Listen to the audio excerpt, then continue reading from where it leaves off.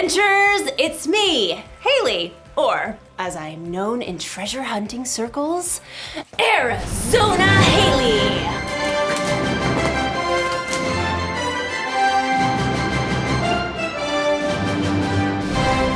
Or just Haley is fine. That's also fine. Today, we're hunting for treasure. Not just any treasure, mind you. The treasure of wisdom. Wisdom is finding out what you should do and doing it. Now, you may be thinking, wisdom doesn't sound like much of a treasure, but treasure can come in all shapes and sizes. Like this piece of pottery. It doesn't look like much, but if you look closer, closest, there. If I had to guess, I'd say this artifact is probably a few thousand years old. Phoenician, probably. These markings suggest that this pot could be of Carthaginian origin.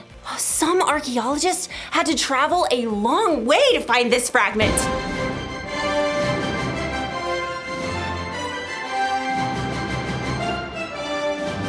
Who can say how much this piece is worth? I'm thinking 14, 15, $7.49. It looks like our archaeologist friend didn't have to travel so far after all.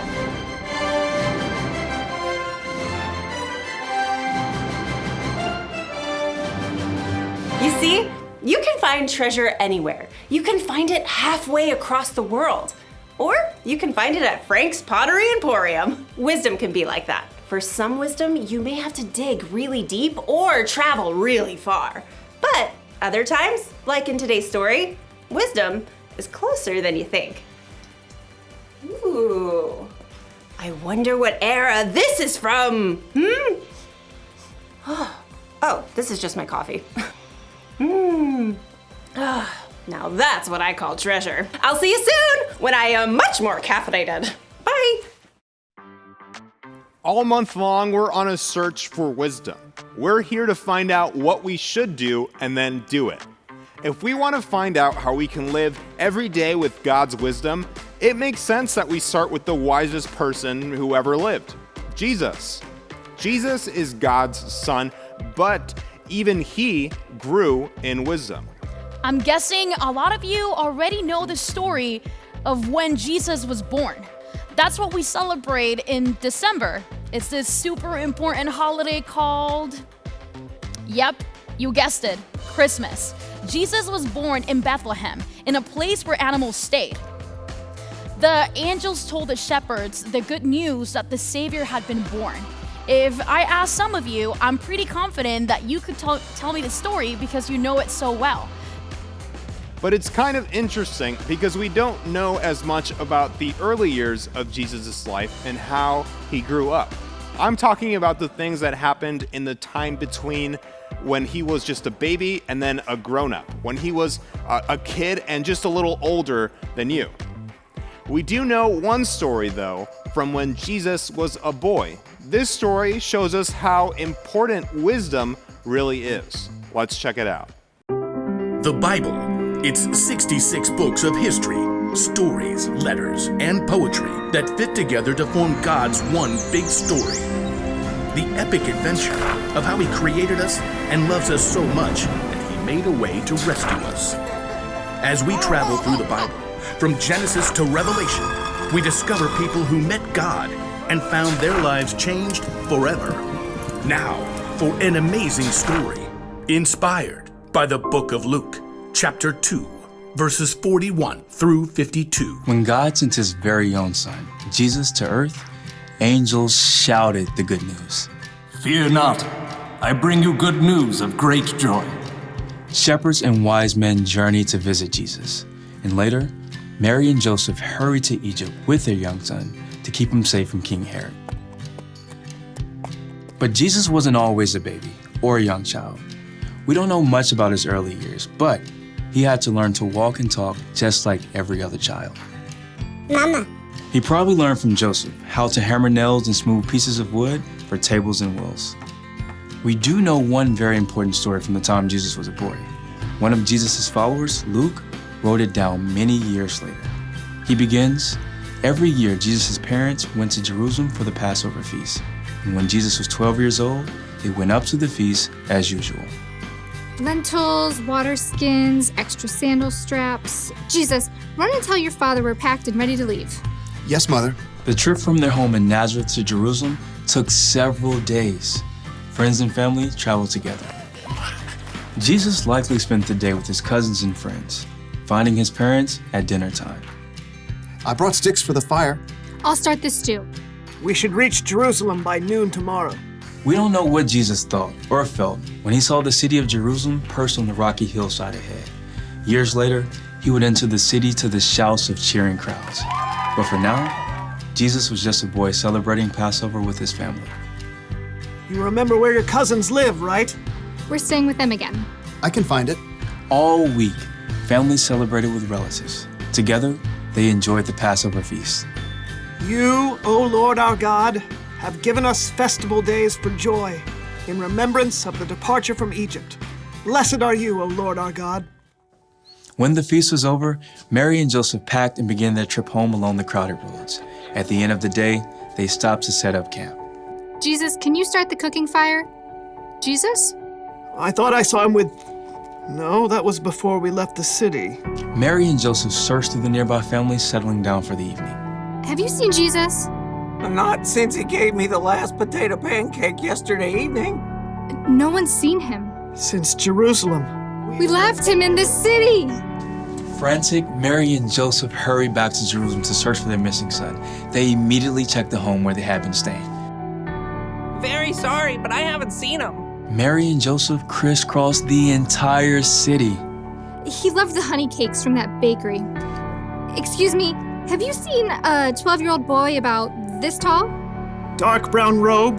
Hair kinda sticks out over his ears. Yes, like that. Sorry, haven't seen him.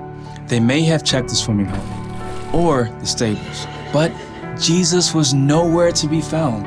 So Mary and Joseph paced the streets at wit's end. He's just never gone off like this. I don't think he's here. We've searched the whole city. Everywhere except... As Mary and Joseph turned the corner, high white walls rose ahead of them. The temple! We'll check the courtyard. Just in case. The courtyard was filled with visitors still in the city for Passover.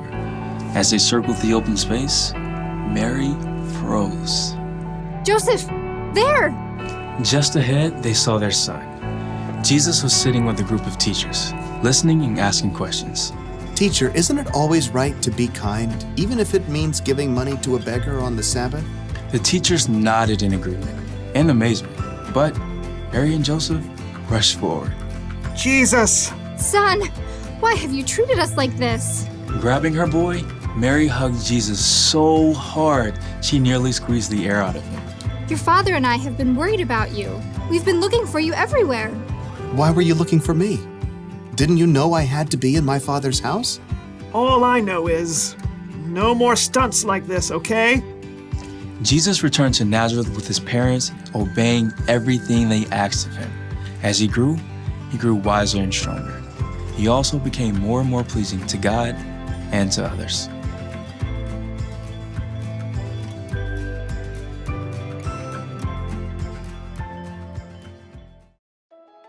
You want to know why wisdom is such a treasure? Because we have so many choices to make in our lives. Wisdom can help us know what to do and when to do it, what to say and how to say it, where to go, who to hang out with, all the choices. Wisdom is a very valuable treasure. So, where do we find wisdom? When Mary and Joseph were searching all over for Jesus, they found him in the temple asking questions and listening to wisdom from the teachers. So maybe we can search for wisdom from our church leaders.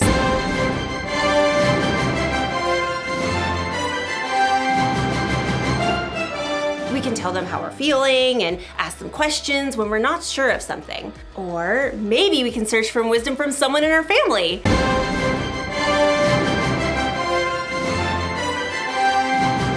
Your family probably knows you better than anyone, and they can help you make tough decisions in a way that no one else can. And there's another place that we can search for wisdom. Ta-da! The Bible is full of God's wisdom. Maybe you have one that looks like this. Or maybe you can find a Bible app on someone's phone, and then you should take some time to read it. Or have someone read it to you. Some people spend their lives searching for wisdom in the Bible. That's because wisdom is worth searching for. That's the one thing to remember today. Wisdom is worth searching for. Travel the world if you can, or look in your own home. But keep searching for wisdom. Valuable treasure awaits! Like this Etruscan urn shard. Ah! Hopefully that wasn't too valuable. Well, I will see you next time on our next adventure. I really hope we have some Etruscan glue.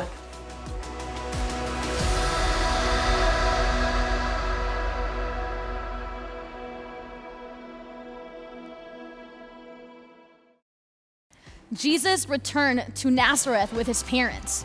Jesus obeyed everything his parents asked of him. And that's not all. Jesus became wiser and stronger. He also became more and more pleasing to God and to people. Jesus was spending time in the temple because he knew it was super important to search for wisdom, to ask questions, and to listen to the teachers. He knew it was important to grow in wisdom as he got older. We can grow in wisdom just like Jesus did. You know why? Wisdom is worth searching for. Let's pray and ask God to help us learn and grow in wisdom. God, thank you so much for this story about Jesus. It's so cool to know that Jesus searched for wisdom. We know that your wisdom is always worth searching for. Help us search for wisdom like Jesus did, and to keep growing in wisdom too. We love you, and we pray these things in Jesus' name. Amen. Amen. Sometimes we have to look high and low to find wisdom when we need it. Grab a partner and play a game of hide and seek with just any object that you can find around in your house. One of you hides the object and the other one searches for it in high locations and in low locations. Take turns searching high and low. Know that seeking wisdom can either be easy, but sometimes it can also be hard to find. Sounds fun. I'm so excited for us to continue our search for wisdom next week with a brand new Kids United. See you then.